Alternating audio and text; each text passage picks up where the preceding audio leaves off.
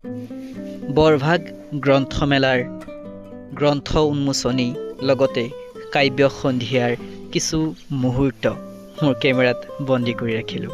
আহকচোন এটি খুব সুন্দৰ ভিডিঅ' আমি সকলোৱে উপভোগ কৰোঁ। প্ৰায় 9খনতকৈও অধিক গ্ৰন্থ বৰভাগ গ্ৰন্থমেলাৰ এই মঞ্চতে একেদিনাই উন্মোচন কৰি এক অভিলেখ সৃষ্টি কৰিলে। আৰু এই মঞ্চতে মোৰ বান্ধৱী আসমা ৰাণীৰো এখন উপন্যাস উন্মোচন কৰা হয়। ভালেই বাৰু নিজে লিখা কিতাপৰ প্ৰথম অনুভৱ সকলোৱে পঢ়িব। কিতাপৰ নামটো কৈ দিয়া। মোৰ কিতাপখনৰ নাম হ'ল এজাক পৰিভ্ৰমী চৰাই। তোমালোকে পঢ়িব, নিশ্চয়কৈ ভাল পাব।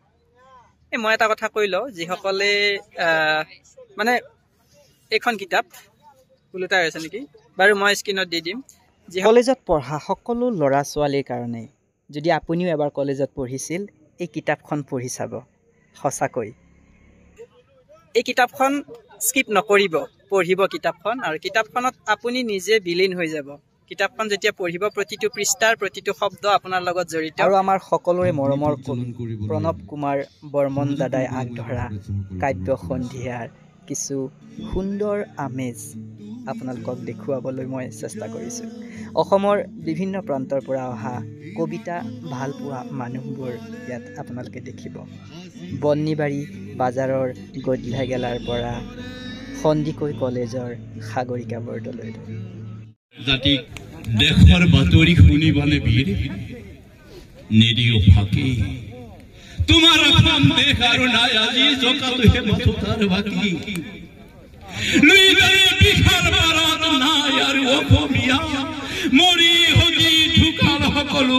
গধূলা গেলা পাৰিবা নৰি ইত্তে ভাজা ফুলৰিৰ মহমহীয়া গন্ধ, আদ্যৰ দোকানত বোলে আজিকালিও আগৰ দৰে ভিৰ, যোগিন্থেৰ ভাজটোত হয়তে চক খাই যাই পেয়ে দাইবাত গেলি কবি কুটে আজি আৰু বাচি থকা নাই। খুৰীৰ চকুত আগৰ সেই কদম ফুলা হাঁহিটো নাই। আজিকালি চাৰিওভাগে বাঁকা ৰাস্তা, ফণী পুলিচৰ আপায়ো বোলে গাড়ী চলাব পৰা হৈছিল।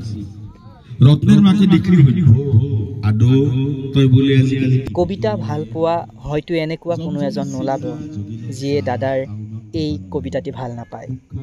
বন্নিবাৰী বাজাৰৰ গধূলা গেলা পাহেৰিবা নৰি। কিদৰে ভাব তই ইমান ভাল লগা কথা। আগদিনাখন মহাজনে তাক গালি সপনি পাৰি পঠাই দিছে, পিছদিনাখন হাঁহি মুখে আকৌ সি মহাজনৰ চোতালত থিয় হৈছে।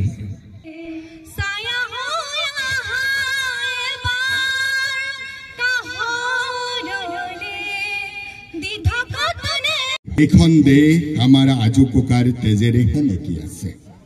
সেই তেজৰ পৰা কিয় হিপাহীন কৰা আমাৰ আৰু এনেকৈয়ে ৰঙা জুইকুৰাক আগত ৰাখি আমি এটাৰ পিছত আনটো খুব সুন্দৰ কবিতা গীত শুনি গৈ আছোঁ।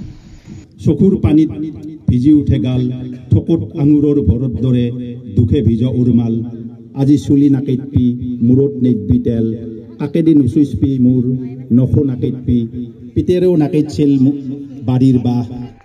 আৰু কবিতা শুনি শুনিয়েই ভাইটিজনে খুব সুন্দৰ এখনি ছবি আঁকি উলিয়ালে। বাজাৰত আকো নাপ অংকৰ আধাৰ, লাটাত ফুলা দম বৰু বাজে দুক দুক দুক দুক দম বৰু বাজে সৃষ্টি সৃষ্টি বুলি মহাকালে নাচে।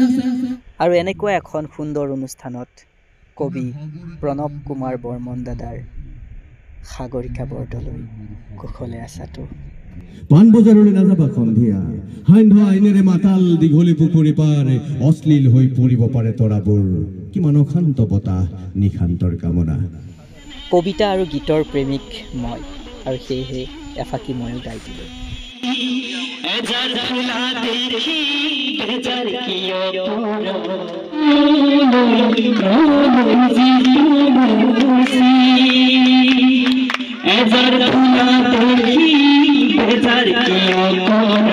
আৰু এনেকৈয়ে আমি এটি খুব সুন্দৰ অনুষ্ঠান ইয়াতে সমাপ্ত কৰিলোঁ। কাইলৈ আহিব, আমি পুনৰ লগ পাম, পুনৰ এনেকৈ বহিম, কথা পাতিম।